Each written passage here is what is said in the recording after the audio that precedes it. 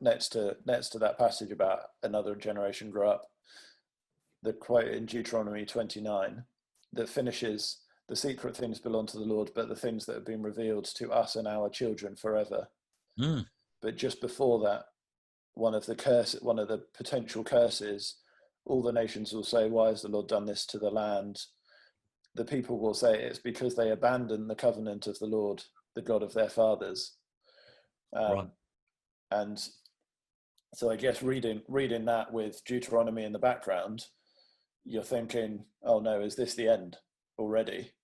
Which if we incorporate the idea of tone, reading the tone of the Bible as if there's a Hans Zimmer soundtrack in the background, this is a Dark Knight moment where very foreboding, isn't it?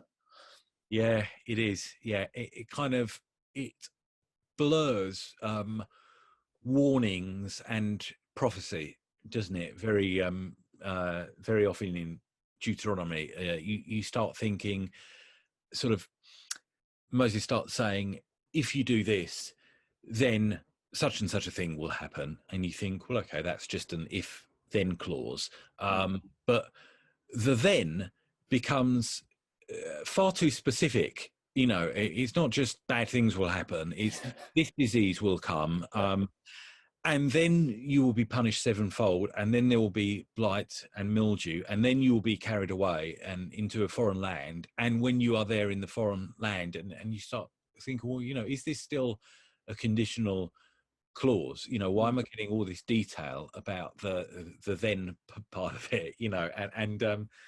Yeah, that's throughout the warnings, isn't it? Yeah, and we should. That's why we should know the history. That's why we need to know the timeline, because then when we notice those things, we're like, God is fulfilling that. But I suppose there's incredible mercy in the fact that although God could have sent them into exile right now because of, but he doesn't.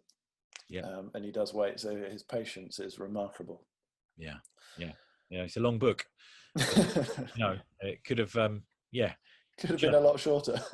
Yeah, I mean, and this is, I think, in a sense, part of the purpose of Judges. So Dan Block has a good commentary on Judges, and when he tries to summarize it, he says, well, one thing we can say is the story keeps going. Israel survives despite their best efforts to self-destruct, really. And in terms of the Bible, then, Judges could have been the last book, couldn't it? But we get Samuel and 2 Samuel and Kings and so on.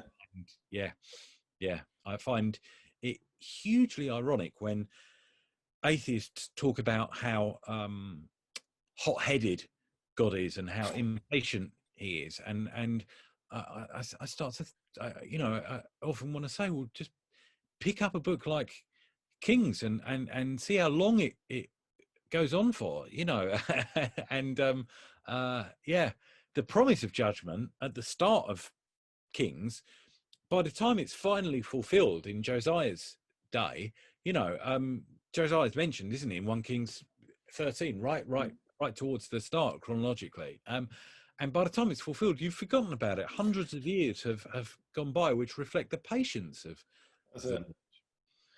Absolute remarkable patience. That if the atheists are meant to, if the atheists should criticize anything, it should be that way around.